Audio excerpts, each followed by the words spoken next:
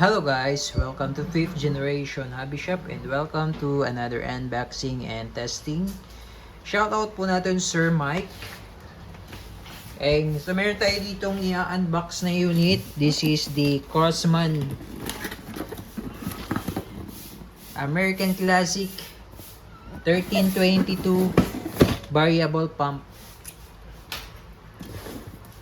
Pistol. Buksan po natin para makita nyo po. Ito po yung kanyang box. Makita nyo po yung laman nitong pistol. Again, shoutout po kay Sir Mike.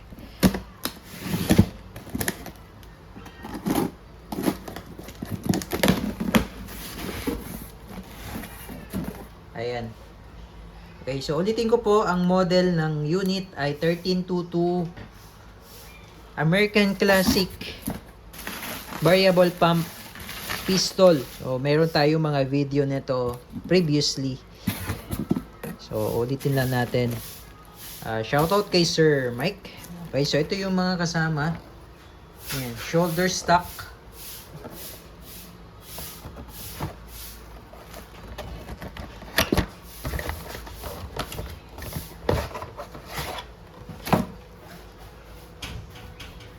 Ayan.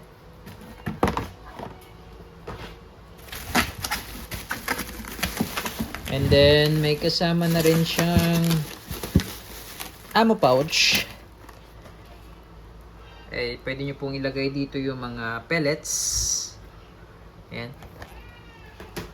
And also, iPro by Radiance. And also, yung pellets. Pointed pellets. This is 175 shots, 14.3 grains, caliber 22, 5.5 mm. Ayan po yung bala.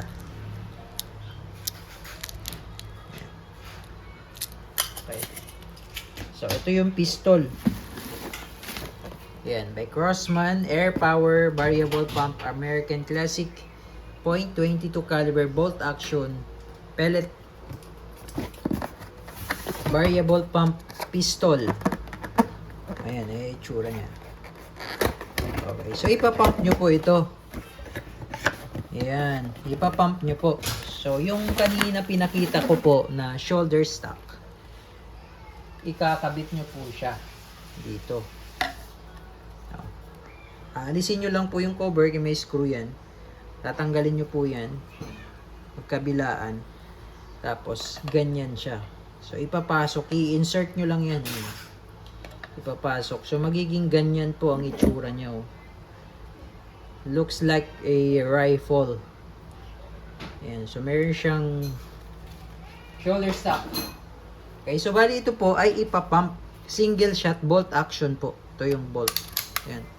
Load mo dyan yung bala, yung pellet. Ayan. Tapos, ipapump mo siya. Ayan. Minimum of 3, maximum of 10 pumps. Okay, wag nyo lang po ilalagpas sa 10 pumps. Maximum na po yung 10 pumps. So, regardless kung ilan pump po ang gagawin, is equal to 1 shot. Okay, so, halimbawa 3 pumps. No, isang putok. May safety siya dito. Cross bolt. Yan. Yan. So, kapag ipapump nyo siya ng mas marami, mas malakas yung ibubuga niya. Okay? Pagka 3 pumps, medyo, yun yung minimum, no? Minimum. Yan. Tapos, kakasa pala. So, single shot bolt action, lalagay mo yung pellet. Then, yan. So, ipapump. Unlike dun sa brick barrel na ibabaliin, ito naman po, bubombahin mo siya. No, similar siya dun sa foot pump, pero nga lang, gamit yung paa. Ito, gamit kamay. Hand pump. Yan, ipapump mo siya. So, pag ipapump mo siya ng 10 pumps, malakas po yun. Okay? So, ayun po yung Crossman. Ayan, mayroon siyang manual. Ito, manual. American Classic 1322 Variable Pump. So, testing po natin. Papump natin siya siguro ng 5.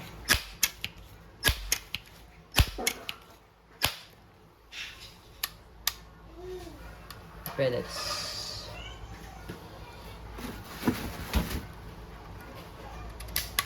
Yan.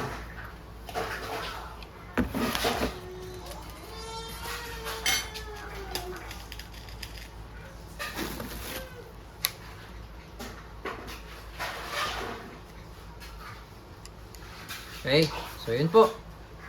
Every pumps, regardless of the pump, is equal to 1 shot. Testing. Okay, testing po. 1322 American Classic. Hindi pa natin nilagay yung kanyang shoulder stock. So yun po yung ating target. 5 pumps po yung ginawa natin. Subukan natin kung tatagos ba. 3 meters po ang layo. So 5 pumps yun. 5 pumps.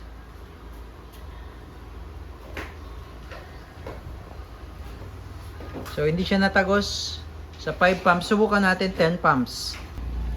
Okay, 10 pumps po. Ang gagawin natin 1, 2, 3, 4, 5, 6, 7, 8, 9, 10. Exercise din po yun. No? Or load. Yan. Okay, 10 pumps. And firing. Yan, 10 pumps po yun. Okay, sa 10 pumps po na ginawa natin, tagos. Tagos po siya sa lata, oh. 10 pumps. Yan. Okay, so maganda siya pang daga-daga. Na hindi na po kailangan dito ng CO2, ipapump nyo lang po. Ayan, American Classic 1322.